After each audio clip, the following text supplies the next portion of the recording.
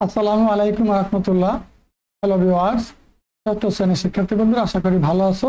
তোমাদের বাংলা প্রথম পত্র পরীক্ষা সামনে রেখে খুবই গুরুত্বপূর্ণ সমনোযোগী একটি প্রশ্ন এখন উত্তর সহকারে তোমাদেরকে বুঝিয়ে দিব। খেয়াল করো, এই যে আমি প্রশ্নগুলো মার্ক করে দিয়েছি, তোমরা এগুলো সঠিক উত্তর দেওয়া আছে, জাস্ট তোমরা এখান থেকে দেখে পড়ে নিবা। আর যারা এখন আমার এই ম্যাথ বিক্রিয়ার জন্য ইউটিউব চ্যানেল সাবস্ক্রাইব করো নাই, সাবস্ক্রাইব করে দিও, পাশে থাকা বেল আইকনটি অন করে দিও, যাতে আমরা নতুন নতুন ভিডিও আপলোড করার সাথে সাথে তোমাদের কাছে নোটিফিকেশন চলে যায়। ঠিক আছে, দেখো এই যে গুরুত্বপূর্ণ প্রশ্নগুলো উত্তর সহকারে আমি কালেকশন করে দিয়েছি, জাস্ট তোমরা এখান থেকে দেখে এগুলো অবশ্যই শিখে নেবে। প্রিয় শিক্ষার্থী বন্ধুরা, আশা করি এগুলো থেকে শতভাগ প্রমাণ করার সম্ভাবনা আছে। এবার আমরা তোমাদেরকে দেখো প্রশ্নগুলো এখন দেখিয়ে দিব। খেয়াল করো, অবিভাগ গদ্য।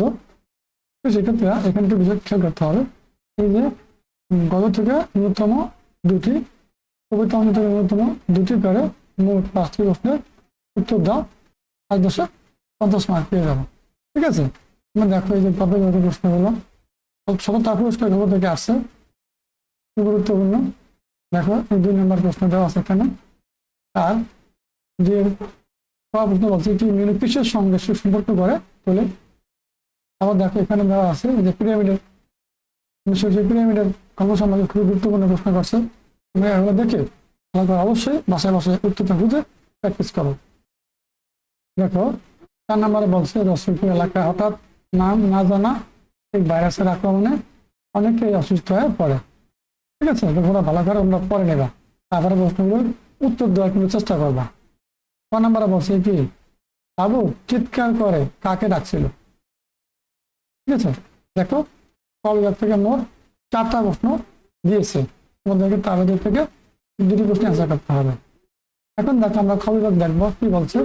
কবিতা কবিভাগে যে ধনদানে পুষ্টি করা আমাদের এই বসুন্ধরা কবিতা লাইন থেকে প্রশ্নটা করছে, খুবই গুরুত্বপূর্ণ। তোমরা এই প্রশ্ন এখান থেকে অবশ্যই ভালো করে দেখে নিবা। ঠিক আছে,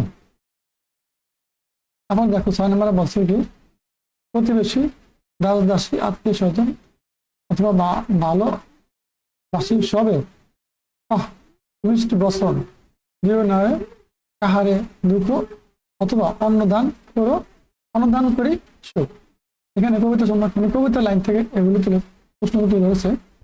মানে বলছে কিসের মতো সুখ অন্য কোথাও নেই, যে মাতৃর মতো সুখ অন্য কোথাও নেই। তবে এখানে দেওয়া আছে একইভাবে এই 7 নং দেওয়া আছে, মানব জাতীয় কবিতা থেকে নেওয়া হয়েছে।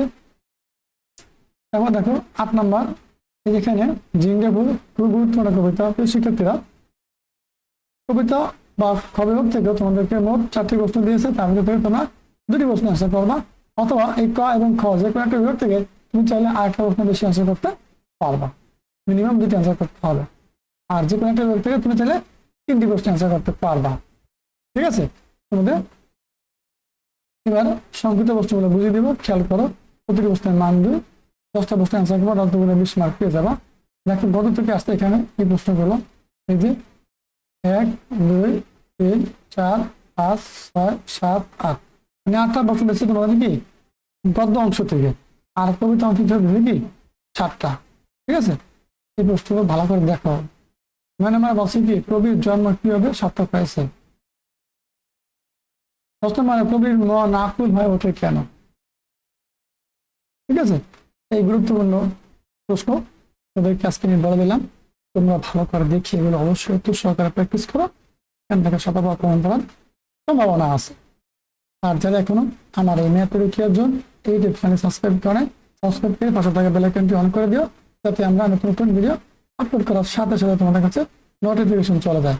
ভালো থাকো, আল্লাহ হাফেজ।